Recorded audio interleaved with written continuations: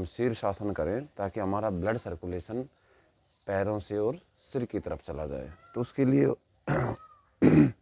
आसनों में सबसे महत्वपूर्ण होता है वो होता है शीर्षासन। तो हम शीर्षासन करते हैं एक बार। मेरी मॉर्निंग की शुरुआत इसी से होती है। हम शीर्षासन करके ब्लड सर्कुलेशन को पैरों से और सिर की तरफ लेने की कोशिश करते हैं।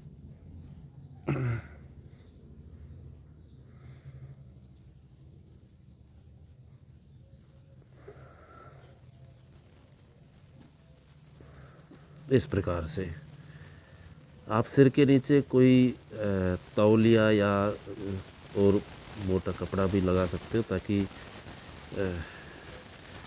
सिर उस पर अच्छे से टिक सके। मुझे इसकी आवश्यकता नहीं है। इस प्रकार से आप शीर्षासन करें।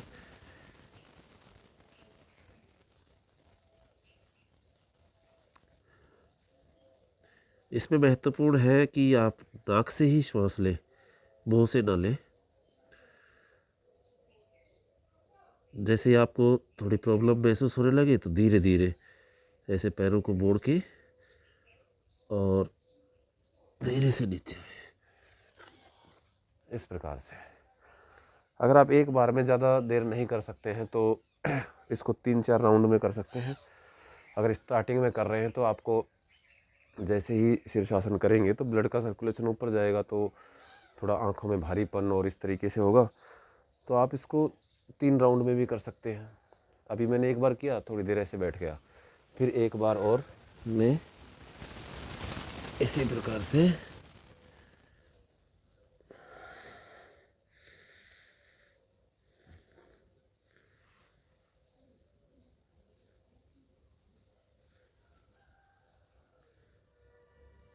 करूँगा। तो इस प्रकार से 2-3 राउंड कर सकते हैं। वीडियो बड़ा ना हो जाए इसलिए मैं थोड़ा सा कम टाइम के लिए कर रहा हूँ। तो थोड़ी थोड़ी देर के लिए आप थोड़ा इसको ज़्यादा देर तक कर सकते हैं, मतलब इतनी देर कि आपको तकलीफ़ ना हो। जैसे हमें सिर में या आँखों में कुछ इस प्रकार का भारीपन ज़्यादा ना लगे, उस हिसाब से हम अपने थोड़ा थोड़ा टाइमिंग को बढ़ा सकते हैं और 3-4 राउंड में आप इसको कर सकते हैं। और थोड़ा प्रैक्टिस होने के बाद में आप फर्स्ट राउंड के अंदर पहली बार में ही लगभग 5 मिनट 10 मिनट के लिए शीर्षासन कर सकते हैं। अब कुछ लोगों की ये रहता है कि हम इस तरीके से नहीं हो सकते, तो उसका उपाय ये है कि आप या तो किसी दीवार के सहारे कर सकते हैं या फिर इसका एक और भी ऑप्शन है, क्योंकि हमें शीर्षासन का कोई ऑप्शन अगर देखें तो वो इस प्रकार से हो सकता है कि इस तरीके से लेट जाएं। ये उसी शीर्षासन का दूसरा एक ऑप्शन है। ऑप्शन में आप ऐसे कर सकते हैं, ये लेट जाएं और लेट करके धीरे धीरे दोनों पैरों को ऊपर उठा करके और ये जो हाथ हैं ये ऐसे करके कमर पे लेके आ जाएं। ये तो इस तरीके से आसानी से आप शीर्षासन वाला फ़ायदा उठा सकते हैं। ये बहुत महत्वपूर्ण आसन है, मतलब आसन का किंग माना जाता है इन्हें। और इसमें क्या होता है कि ब्लड सर्कुलेशन हमारा उल्टा चलता है, तो जिससे हमारे जो लंग्स हैं और फेफड़े हर तरीके के जो अंदर के ऑर्गन्स हैं उनको बेनिफिट मिलता है। सिर में भी फ़ायदा होता है और बालों के लिए हर तरीके से मतलब ये बेनिफिशियल है।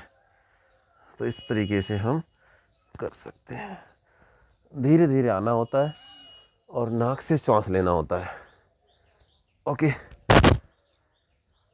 तो ये शीर्षासन है।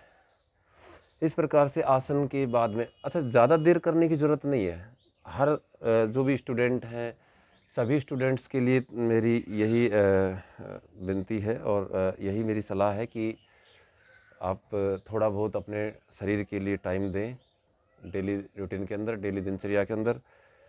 क्योंकि अगर हम अपने शरीर को ठीक रखेंगे तो निश्चित रूप से हम हर काम ठीक कर पाएंगे, क्योंकि एक शरीर ही वो साधन है जिसकी वजह से हम सारे काम करते हैं। अगर हम इसको थोड़ा टाइम देते हैं तो सभी काम हम प्रॉपर अच्छे ढंग से कर सकते हैं। तो ज़्यादा टाइम नहीं, सिर्फ 20 मिनट भी अगर आपने दिए प्रतिदिन तो बहुत अच्छा आप मेंटेन कर सकते हैं। तो उसमें कुछ चीज़ें हैं, जैसे 2-5 मिनट के लिए शीर्षासन हो गया। उसके अलावा थोड़ा प्राणायाम जैसे इस तरीके से फिर थोड़ी देर बैठ करके और प्राणायाम होता है।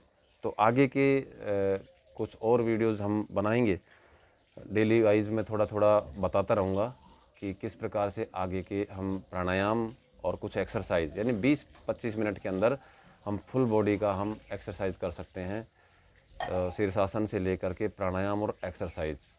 तो एक्सरसाइज में ऐसी ऐसी बताऊंगा कि आप 5-10 मिनट के अंदर फुल बॉडी का एक्सरसाइज कर सकते हैं, जिससे शरीर बिल्कुल मेंटेन रह सकता है।